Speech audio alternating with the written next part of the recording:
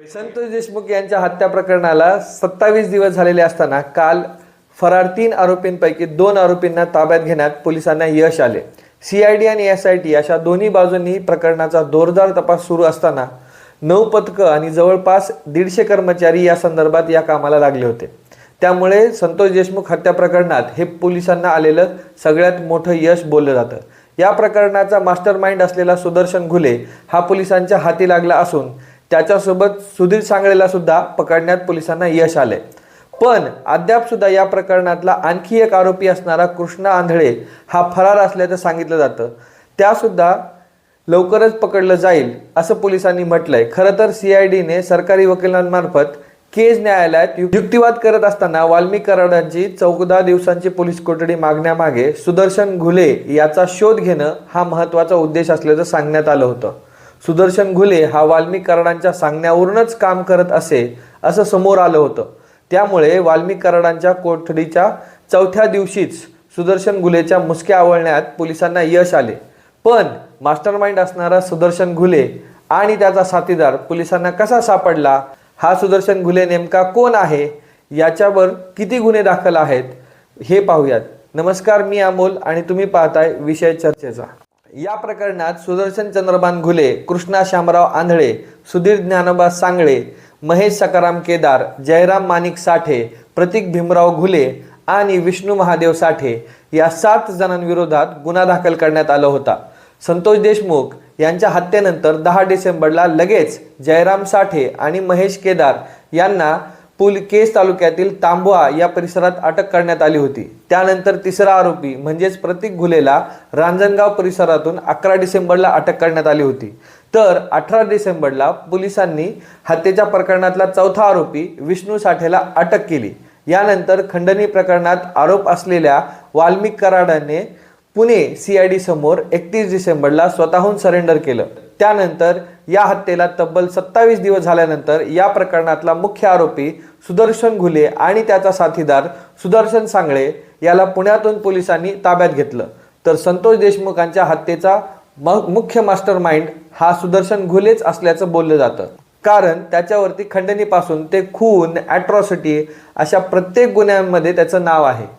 संतोष देशमुख प्रकरणात त्याचा सहभाग असल्याचं समोर आलंय। पण पोलिसांनी घुलेला कसं पकडलं, या प्रकरणातील संशय आरोपींना ज्या व्यक्तीने पळून जायला मदत केली होती त्याच्याकडनं पोलिसांना काही टिप मिळाल्या।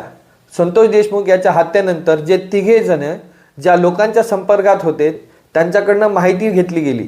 त्यानंतर पोलिसांची स्पेशल टीम या माहितीच्या आधारे या दोघांना अटक केली। खरं तर तिघांच्या मागे सुद्धा SIT आणि CIDची टीम लागली होती। मुख्यमंत्र्यांनी सुद्धा या प्रकरणाची दखल घेतली आणि तपास करण्याच्या सूचना दिल्या होत्या। यासोबतच या प्रकरणातल्या आरोपींना पकडण्यासाठी टेक्निकल टीमही तयार करून आरोपींच्या मोबाईलचं लोकेशन आणि ज्या लोकांच्या ते संपर्कात होते त्यांच्या चौकशीनंतर काही माहिती मिळाली आणि त्याचबरोबर या 3 आरोपींनी आपले मोबाईल बंद ठेवले होते, नवीन सिम कार्ड घेतलं होतं। पण त्यांच्या नेटवर्कच्या माध्यमातून त्यांची माहिती पोलिसांना मिळाली आणि त्या आधारे या दोघांना पुण्यातून अटक करण्यात आलं। काल फरार 2 आरोपींना पकडण्यात पोलिसांनी जी प्रेस नोट जारी केली त्यामध्ये पोलिसांनी असं म्हटलंय की special team Beed police station Kaij जिल्हा बीड गुरन 637/2024 कलम 103(2), 140(1), 126, 118(1), 34(4), 324(4), 5 आणि 189(2) आणि 190 भारतीय न्याय संहिता प्रमाणे दाखल करण्यात आलेल्या गंभीर आणि संवेदनशील गुन्ह्यात मयत संतोष देशमुख राहणार मस्साजोग यांच्या खुनातील फरार आरोपी यांना अटक करण्यात बीड पोलिसांचं विशेष पथक नेमण्यात आलं होतं। त्यांनी डॉक्टर संभाजी वायबसे यांच्याकडे चौकशी करून गोपनीय माहिती मिळवण्यासाठी तसेच तांत्रिक कौशल्याचा उपयोग करून यातील पहिला आरोपी सुदर्शन चंद्रभान घुले वय 26 राहणार टाकळी तालुका केज व सुधीर ज्ञानोबा सांगळे वय 23 राहणार टाकळी तालुका केज यांना ताब्यात घेत गुन्हे अन्वेषण बीड विभागाचे पोलीस उपाधीक्षक श्री अनिल गुजर यांच्याकडे पुढील तपास कामे ताब्यात देत। थोडक्यात काय तर एका डॉक्टरच्या टिपवरून त्यांनी दिलेल्या माहितीवरूनच या ठिकाणी 2 आरोपींना ताब्यात घेण्यात आले अशी माहिती पोलिसांनी दिली। पोलिसांनी गेल्या 2 दिवसापासून घुलेला पकडण्यासाठी काय केलं होतं तर वाल्मिक कराडने सरेंडर केल्यानंतर पोलिसांनी केलेली पहिली गोष्ट म्हणजे वाल्मिक कराडची 14 दिवसांची पोलीस कोठडी मागितली होती. सुदर्शन घुलेचा आजवरचा इतिहास पाहता तो वाल्मिक कराडांच्या जवळचा सहकारी, तो वाल्मिक कराडांच्या सांगण्यावरूनच चालतो. घुलेने आजपर्यंत केलेल्या सोशल पोस्टमध्ये ते वारंवार दिसून आलेलं आहे. कराडची CID आणि SIT कडून जोरदार चौकशी करण्यात आली. त्यानंतर पोलिसांनी सुदर्शन घुले, सुधीर सांगळे, कृष्णा आंधळे या तिघांनाही फरार म्हणून घोषित केलं. तशी जाहिरात सुद्धा दिली आणि आरोपींची माहिती देणाऱ्यांना बक्षीस दिलं जाईल असं पत्रकही काढलं. तसंच सुदर्शन घुले यांच्या नातेवाईकांची सुद्धा पोलिसांकडून कसून चौकशी करण्यात आली. या दरम्यान घुले नेपाळला पळून गेला असल्याची सुद्धा शक्यता वर्तवण्यात आली.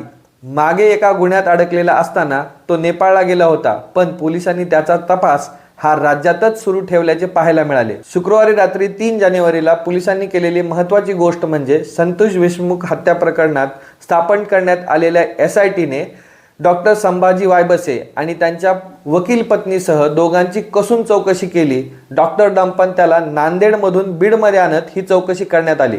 खरं तर डॉक्टर वायबसे हे ऊसतोड कामगारांचे मुकादम म्हणून काम पाहतात आणि एखादा कामगार गायब झाला तर त्या व्यक्तीसाठी सुदर्शन घुलेची मदत घेतात असं बोललं जातं. ते सुदर्शन घुलेचे जवळचे म्हणूनही ओळखले जातात.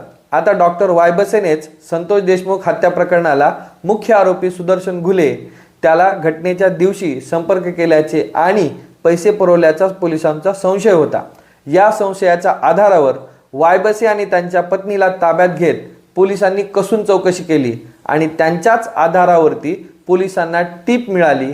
त्यामुळे पोलिसांनी घुले आणि त्याच्या साथीदाराला पकडले. सुदर्शन घुलेविषयी माहिती सांगायची तर तो सराईत गुन्हेगारीमध्ये असल्याचं बोललं जातं. घुले हे नाव फक्त संतोष देशमुख यांच्या हत्येपुढेच पुढे आलेलं नाहीये, तर घुलेवर अनेक गुन्हे नोंदवण्यात आलेले आहेत.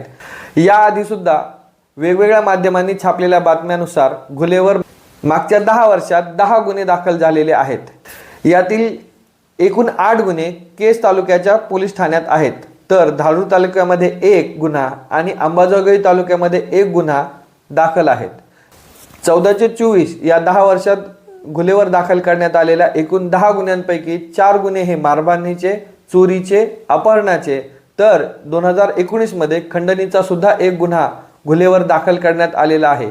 हे त्याचं रिपोर्ट कार्ड पाहता दरवर्षी सरासरी 1 गुन्हा झाल्याचं दिसतं. थोडक्यात काय तर संतोष देशमुख याची अत्यंत क्रूरपणे हत्या करण्यात आली आणि त्यानंतर पोलीस असतील, SIT असेल किंवा CID या आरोपींच्या मागावर होती. अखेर प्रकरणातील मास्टरमाइंड असलेल्या सुदर्शन घुलेला पकडण्यात पोलिसांना यश आले.